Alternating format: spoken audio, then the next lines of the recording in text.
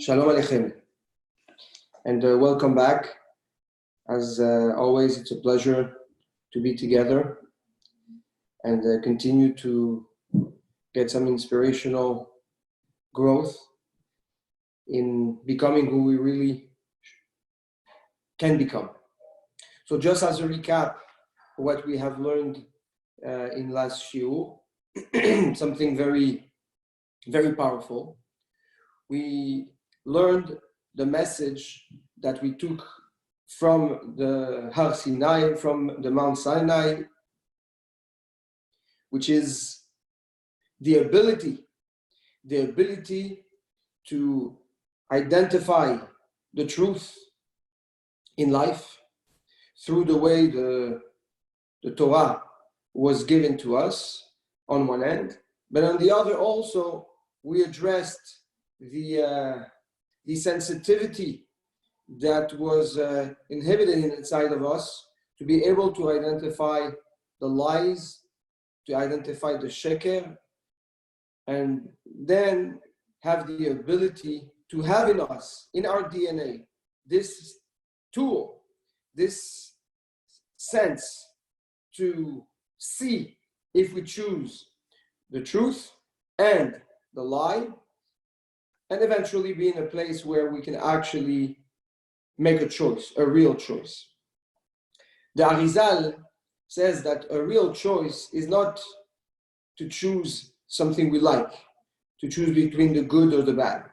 Good or bad are instinctive, are subjective. However, truth and false is where the real power of choice lies in an individual. And this ability that we gained when we received the Torah in Har Sinai on Shavuot, or that we celebrate on Shavuot, went so far that the rabbis tell us that Moshe Rabbeinu was given all the secrets of the Torah, and also all the mistakes that all students that would learn the Torah would make until the end of time. We see that even the mistake is part of the growth and is instrumental in the growth of a person in order to know what not to say or to know what not to do. This is what Shlomo HaMelech says, Sheva yipol tzadik vakam. The tzaddik can fall 7 times, but will always stand up. Because the definition of failure, according to Shlomo HaMelech, according to the tzaddik, is not something that's coming to identify who the person is and his flaws. But in the contrary, it's the ability to build himself better, to grow better, and to learn to become a better person.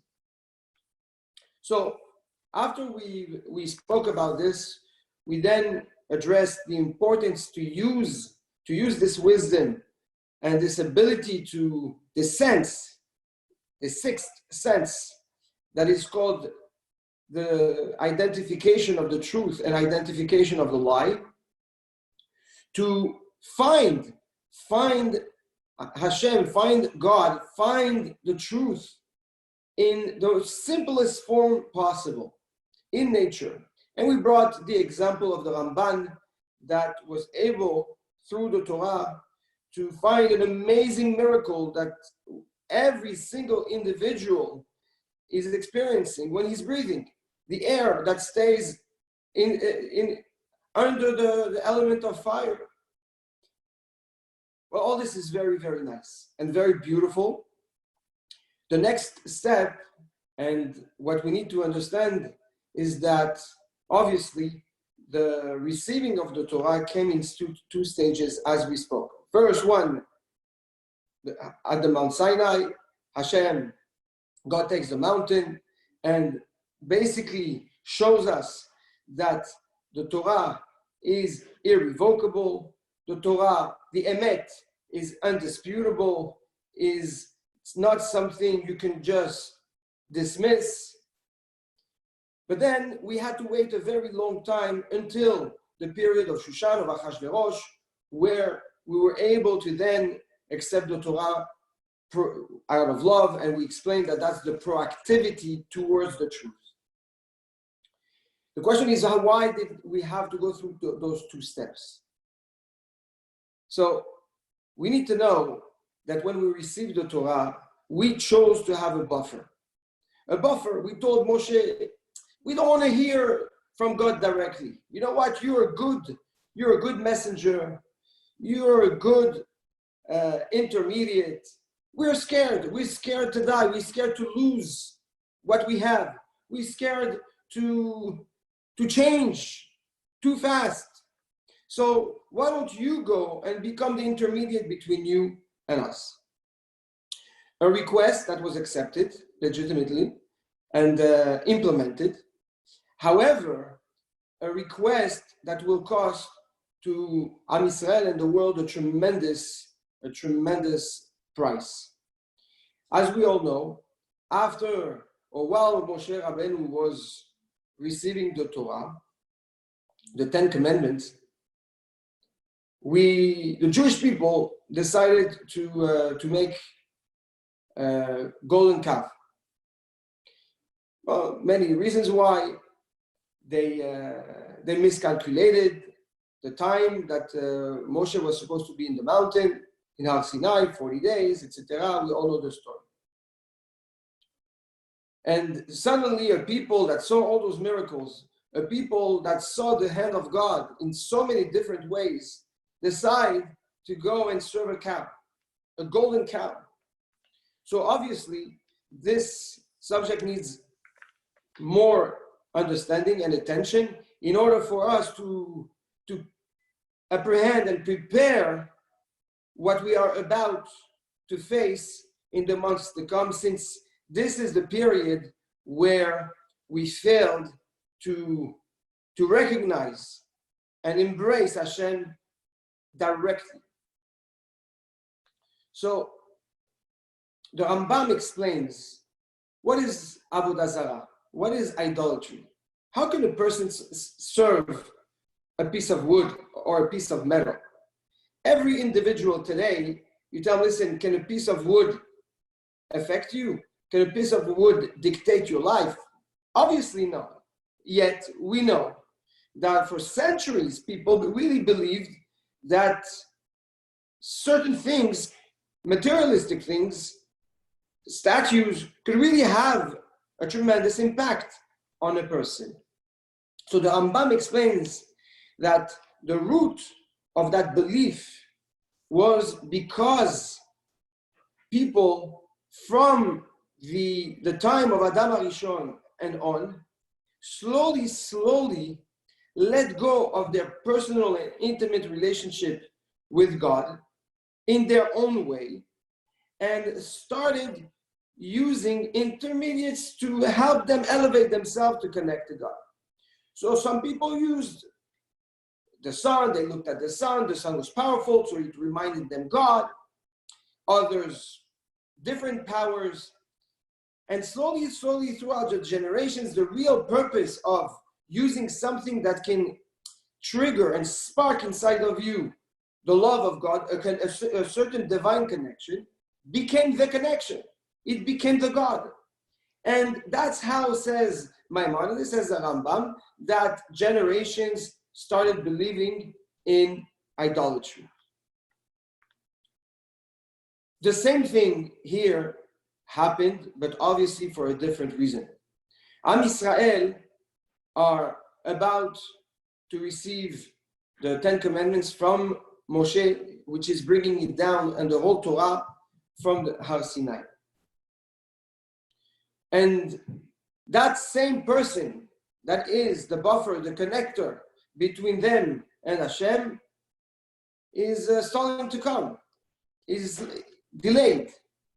So says the Maharal of Prague, the Am Yisrael did exactly the same thing. They said, we need a new source, a new reason, or a new connector that will trigger inside of us a connection with Hashem. Exactly the same mistake, according to the Rambam, that humanity made at the beginning of time when they chose to have an intermediate that would trigger a real connection with Hashem.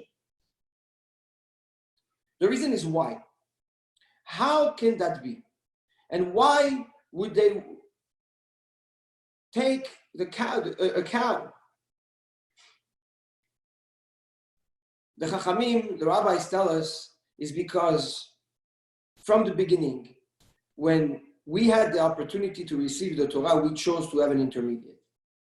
And that philosophy led us to then exchange Moshe for someone else, for something else in that case. Which basically means that if we would not have chosen an intermediate, we would have received the Torah to its fullest extent, meaning not just a sense that allows us to be able to identify the truth or the false, but actually a proactive essence, a proactive tendency to seek the truth and fight the bad and fight the lies. Exactly like Adam HaRishon before the sin, before he sinned and ate from the tree of knowledge. So this delay, this seizure between receiving the tools and being proactive was a reaction and a byproduct of a decision we made in the beginning. And if you're given a tool, but you don't know how to use it, and you're not proactive about it, then you're still subject to mistake. You're still subject to the doubt, to the Amalek. You're still subject to confusion. And this is what led Am Yisrael to make the sin of the Chet HaEgel, of the golden cow. What does that mean? That means to tell us that when we're not ready to face the truth, when we're not ready to face greatness, when we're not ready to face what God has for us, the greatness that's waiting to reveal itself to us, we set ourselves for a failure. We set ourselves for a path of challenges that can cost us tremendously in life. We know that the whole purpose from that point on, like it says in the Pasuk, Moshe Rabbeinu prays to God and prays on behalf of the people. Please give me clarity, give me the ability to choose the truth, to combat the bad and the lies in order to find grace in your eyes. This is the mission that once again starts when Am Yisrael sins with the golden calf, with Chet HaEgel. Exactly the same mission that started after the sin of Adam HaRishon when he ate from the tree. As if history repeated itself. Adam, the first man, makes a mistake and sets the tone of history, of humanity.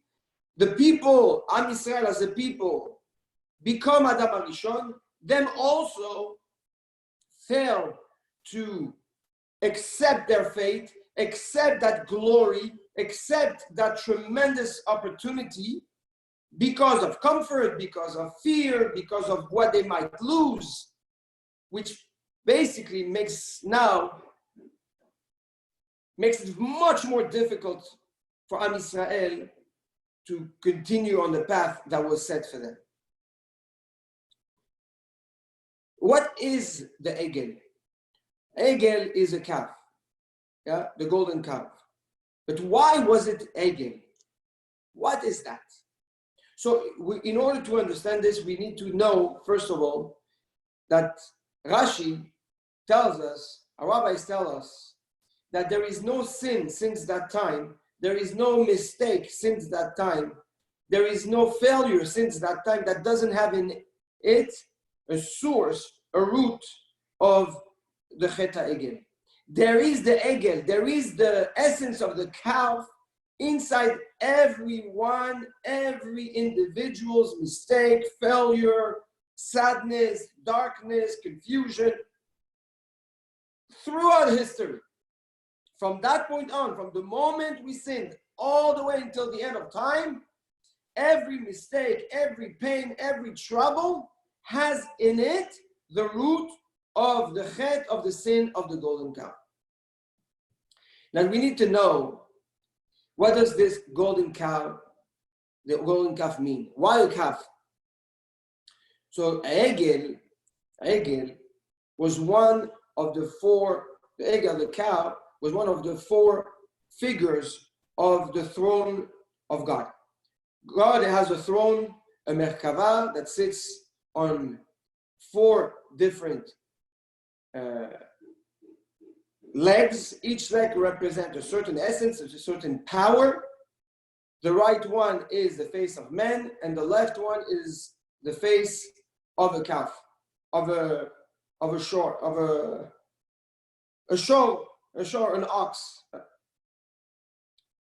And the Zohar tells us that this comes to explain the equilibrium, and I'm sorry if I'm diving a little bit into Kabbalah here, but it's something tremendous for us to know, is that when God brought us this light and we chose to have a setback, there was a separation between the right, which represents the face of man, and man represents, if you want, the completion of creation, the last creation of God, versus the ox, versus the calf that represent the strength of animal, of labor. A seizure between the right and the left. How was it proportionally broken down? So the Chachamim, the Zohar in Parashat Terumah tells us that the complete world is 310 worlds.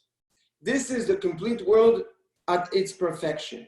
And there was a seizure of 207 worlds.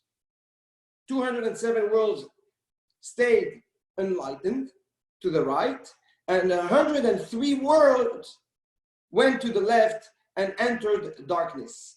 When we chose to have a buffer, we held back 103 worlds from their tikkun, from their perfection. And only 207 were perfected by the light of God. Interestingly enough, 207 is exactly the numerology in Hebrew of the word or, which means the light. However, 103, which are on the left, which represent darkness, is exactly the numerology of the word egel, kaf. The darkness is what? Is represented by the egel. What does the egel represent? Labor, power of labor, thinking that you are in control of your labor to a point where you are the essence, you are the reality, and you are almost like a God. Chas v'shalom. And that darkness, that comfort, that's me, the me that we wanted to protect when we were about to receive the Torah and we were not ready to let go, was left out from the light of that moment that came down to the world, from the tikkun that was happening and was kept in the dark. Now there's something really amazing. Because the egel, the calf in Hebrew, the word egel comes from the word agol. Agol means a circle. A circle.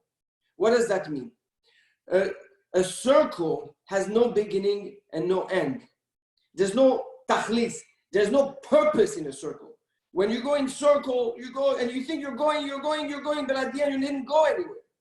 Where progression, growth is linear. You go, and if you want to elevate yourself, if you want to grow, so you go up, and it's represented as a line. Darkness, confusion, selfishness, comfort makes a person go in circle. Even if it's made out of gold. Even if you see the gold and you see the pleasures and you see, it shines and it looks amazing and it seems valuable. But if you don't progress, you keep on going in circle. That circle was the birth or the representation of the lack of proactivity in choosing the truth and taking a sacrifice, like we mentioned in the past, of ourselves for the greater good. Jumping in a pool of growth versus staying hidden under the cell, under the shade of comfort, the shade of darkness. The Ramban explains that the Chet HaEgel, the sin of the Egel, wasn't a fight against God, God forbid. It wasn't a riot against the truth. It was a simple, natural fruit of our action of confusion. We were not ready to accept, to want to be truthful to ourselves. This is what we are facing in these days. And these days are from now all the way until Yom Kippur, until we will receive again the Torah, but at that time, after a tikkun of the Chet HaEgel, which led to Tisha B'Av, the destruction of the temple. Our responsibility today is to engage, once again, and I'm repeating it because it's so important, in the proactivity to want to see the truth and understand God in its most simplest way. Because this brings what is called grace. The grace, finding grace in the eyes of God, finding grace in the eyes of Hashem, means being in perfect harmony with nature, being in perfect harmony with your potential, and break all the limits of nature to be able to go and achieve much, much more than what you're capable of achieving on your own. Rabotai,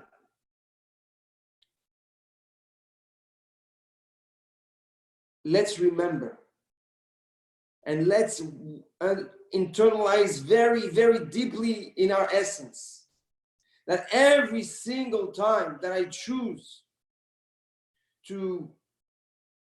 my comfort over the truth, I am connecting to the Chet HaEgel. I am allowing the sin of the golden calf to be part of my life. I am bringing back to life this sin. I am bringing back to life that phenomenal mistake of choosing to have an intermediate between me and myself, between me and Hashem that is with me all the time. It's a barrier that I create between me and my potential. It's as simple as that.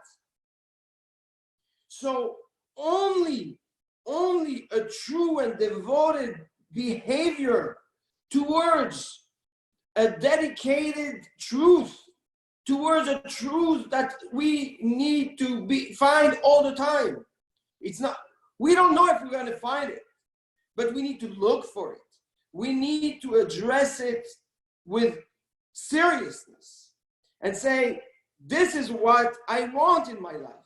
I want the truth at the cost of my comfort. I will do the tikkun of Am Yisrael before we received the Torah. I'm not only going to do a tikkun of the Chet HaEgel. I'm going to go all the way to the root of what led to the golden calf, to the sin of the golden calf, to the Chet HaEgel. This is what is expected from us in these days, because that's when it happened. So Rabotai, please, it is our responsibility. And I might be repetitive, but it is our responsibility to bring the or, to bring the right, to bring mercy, to bring chesed, abundance, that is represented by the light, to start shining on the darkness, which is the midat hadin, the judgment, and tzimtzum, to stress, tension. We need to reveal the light. We need to unload. We need to de-stress. But the way to do it, you want to get rid of your stress. You want to get rid of your pain. You want to get rid of your confusion. You want to get rid of your sadness. Be real. Choose the truth. This is written black and white. And again, the choice is to want the truth, to be dedicated to a path of truth, and not let the egel, not let the ox, as strong as he seems, as shiny as it might be, the gold, come and fool your judgment and cloud your thought process. Let's connect to Adam HaRishon before the Chet, and let's choose to be real. Because if we are real, then the real us comes to life, and the real life comes to us, and the emet, which is Hashem, can now reside inside of us. Let's not let anyone, any tendencies, any influence, any peer pressure stop us from wanting the truth, from fighting for the truth, and be proud of the truth. Be proud of what we have and what we can become. And be'ezrat Hashem, like this, rise the emet, rise this power that is dying. Rabotai, today, nobody knows where to go. There is no more certainty, not in the streets, not in your homes, not in your jobs, not in your parnasa, not in your social life. Everything is questionable. Everything comes with a big question mark. Why? Like we said, Amalek needs to come before Hashem comes. Well, this destruction of everything you thought was the truth is an opportunity for you to realize and open your eyes and say, this is not true. So if all this is not true, so what is true? Let me find it and let me reveal it. And now is the time to fight for it, because it's an opportunity that won't come back so soon. Let's be strong. Let's be dedicated, and together, on your own, together, Be'ezrat Hashem, inspire the people around us, close and far, to open their eyes to the real message that's being sent to us. From Hashem, God is telling me, I want the true you. Open your eyes. Let's do it, Be'ezrat Hashem. I wish you all a beautiful week. I love you all and look forward, Be'ezrat Hashem, to continue to grow and elevate ourselves and find, Be'ezrat Hashem, the real truth in every dimension possible. Have a beautiful week. Shavua Tov.